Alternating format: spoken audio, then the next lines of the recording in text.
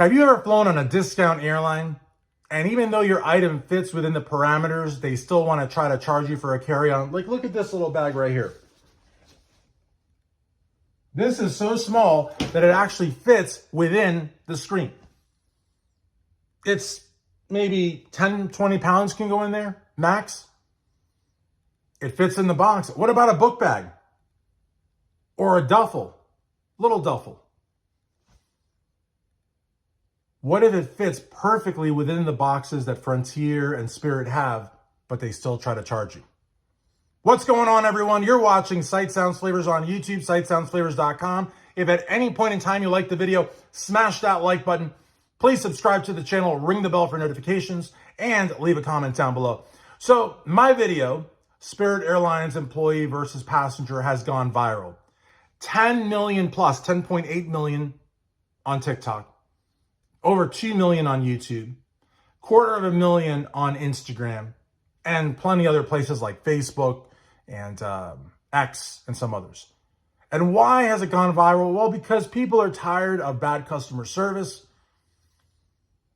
and they're tired of the assumption that if you fly a discount airline, you're opening yourself up to all sorts of abuse. And you can't complain because you're paying less. That categorically is false. You're paying less because you're getting less. And if you want more, then you literally pay for everything. But what if your bag actually fits? Because you're allowed a personal item. A purse, a book bag, a small duffel, a small little suitcase, if it fits within. If it could, the trick is if it could fit underneath the seat in front of you, then you should be okay. You should be okay. But if you want to take it one step further, if it fits in the little boxes that they have outside right before you board, you should be okay. Now, I've heard rumors that Frontier actually pays a bonus to their staff if they charge you the carry-on fee, if they charge you the check bag fee. Now, I don't know if that's true because I don't work at Frontier, and I don't know that Frontier, puts that sort of thing out there. That seems to me like an internal thing. But if you're flying Allegiant, Frontier, or Spirit, those three in particular, there's other airlines that are a little bit more affordable, like Southwest and JetBlue, but I wouldn't put Southwest and JetBlue in the category with Spirit, Allegiant, or Frontier. So my question to you is, and I want horror stories. I want to know what's the worst that's happened to you. And the thing about it is that you're kind of in a spot where I would call that almost like duress. You've got an airline ticket. You're probably trying to, make an event or a job interview. Friends and family are expecting you. You've taken time off work. Your car's in the parking lot. Your home's locked up. You got all your belongings ready to go. So if they try to hit you with $100 to bring, and that's the other thing. That's the other thing. If you pay for a carry-on or a checked bag on the app upon confirming your boarding, right? Completing your boarding, it's one price. If you have to pay for it when you're there, it's more. And I learned this the hard way. I believe I was in Miami or Fort Lauderdale flying back to Louisville. They had told me, if you had, gotten this bag, and I think it was either Spirit or Frontier, if you would have gotten this bag, if you would have put a bag, checked the bag, because they give you the option on the app, it would have been $34.99. But since you're here at the airport, now it was close to 80. So it was actually even more than double, because it wasn't 70, it was 80. And 35 times 2 is 70, not 80. And the reality of the matter is that you don't really have a choice in the matter, because what are you going to do? If you don't pay for it, I suppose, actually, I don't think you could even leave it at the airport. You can't leave a bag at the airport. Like, how could you? I don't think you could do that. And why would you want to do that? Those are your belongings. And so the reality of the matter is that, you as a customer sort of don't have any means of recourse. There's no supervisor to talk to.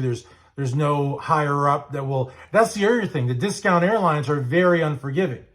And that I will tell you. If it's Delta, first of all, if it's Delta or American, you're allowed to have a bag you could bring on. You're allowed to have a checked bag. That's I think, maybe not. Correct me if I'm wrong. But the reality of the matter is that with the discount airlines, there is no discretion. They can't, give you a pass, and they won't. And I've been in certain situations where I've needed that. Now if you're flying American or Delta and you're in a crappy seat and you want to move, they'll move you. Spirit, Allegiant, usually they won't. Every once in a while, there's somebody that will, but the standard is no. I mean, I've had some great flights on Spirit, some great flights on Allegiant, some great flights on Frontier. Now, my ex-girlfriend got me to fly these airlines because up until like 2014, 15, I would not get on any of them because I first of all, I didn't know that they were safe. I didn't think that the customer service was good. I thought the seats were smaller, and the seats are smaller, even though Spirit claims that they're, coming out with brand new seats. I don't know. But the reality of the matter is that thanks to my ex-girlfriend, I started flying them. And yes, you save a lot of money.